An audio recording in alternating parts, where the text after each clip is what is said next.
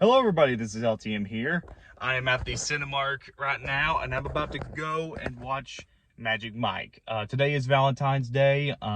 Yes, I'm single. Just want to let that out. If anybody asks, I am single. I like the original Magic Mike with Channing Tatum. I thought it was a really good mix of comedy and drama. And like I said, I like Channing Tatum, so anything with him in it, you know he's trying. Even when the movie's not good, you know that he's trying as an actor. So, but Magic Mike, I remember liking the first Magic Mike. I need to finish Magic Mike 2, or XXL is what they call it. But, anyways, I need to finish Magic Mike 2. But so far it's okay. I've heard about this new one. This is supposed to be the last film of the series because, I mean, literally the title is called Magic Mike's Last Dance. So, I don't know. We'll just see. I'm really looking forward to this movie. Like I usually do. I'll just leave you guys here and I'll give you my thoughts after the movie. This is LTM and I'll be right back.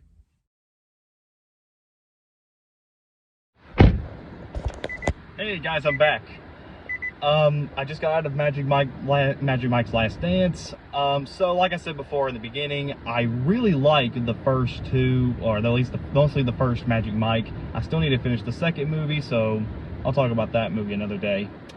As far as this film goes, it was alright. It's definitely not the best film in the series, and it does have its flaws. But on its own, it's still pretty damn good.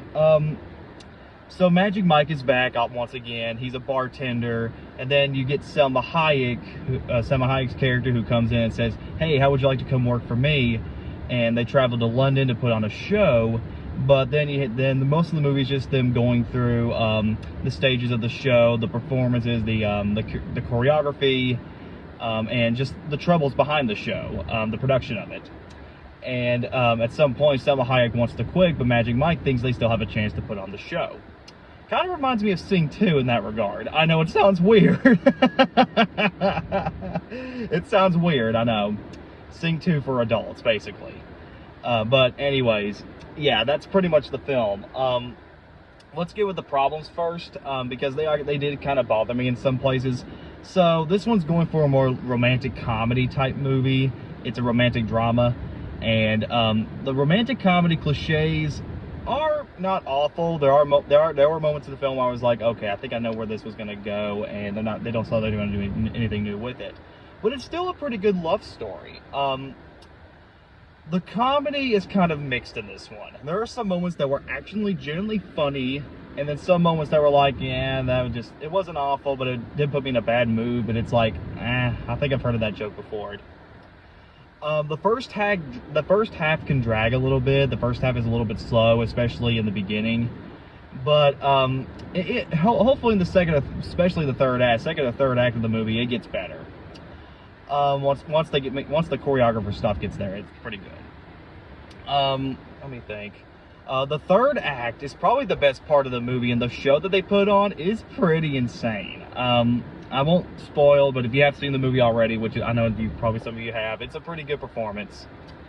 The other thing that kind of bothered me were the side characters, like the choreographers and the villain, or at least Selma Hayek's boyfriend or ex-husband. Kind of forgettable, just didn't care about him. Though the best side character in the entire movie was Victor. He was the best side character in the entire movie. Channing Tatum, or Magic Mike and Selma Hayek do pretty good in this movie. The relationship is pretty strong, and I really kind of wanted to see what was going to happen. There were moments that were like, yeah, you know, it's going to be kind of that kind of movie, but it does get better as the movie goes on.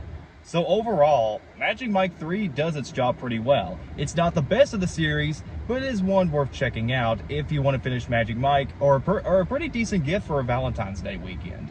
I know this movie's already been out for a while, but guys, I might as well go ahead and okay, before I get to that stuff, let me just give you my rating, recommendations. If you like Magic Mike, go watch it. If you want to see something for Valentine's Day, go ahead and see it as well. Overall score, I give it a 7 out of 10. Not bad, not great, but definitely in the middle. Alright, I need to get this out of the way because this is really important. So rather recently, my family and I finally found a new house, and we move here in the next 35 days. And like I said before, for movies like Ant-Man, Cocaine Bear, and a few others, now that I'm further away from Oak Ridge and everything, it's going to be harder for me to do reviews and with my job and everything like that. So stuff like the vlogs and everything will end up being much slower compared to my editorials. Speaking of editorial, I was supposed to have an editorial first thing tomorrow, but because with all this moving stuff going around and it's not really quite finished, I'm going to try to move it up again to Friday, which I know technically I would have gotten it a little bit earlier, but with this whole moving change, it's been kind of stressing me out, and I just want to focus more on the moving stuff rather than the editorials. So I'm sorry I've been delaying a lot of things recently. But hopefully Friday, I am going to try to get that editorial, and I'm going to try to go watch Ant-Man next week. It's probably going to be a late vlog review, I know, but trust me, guys, I won't wait too long. All right, guys, that's Magic Mike's Last Dance. What is your favorite Magic Mike movie? Please subscribe, comment below, let me know. This is Zell Team signing out, and I'll see you guys next time.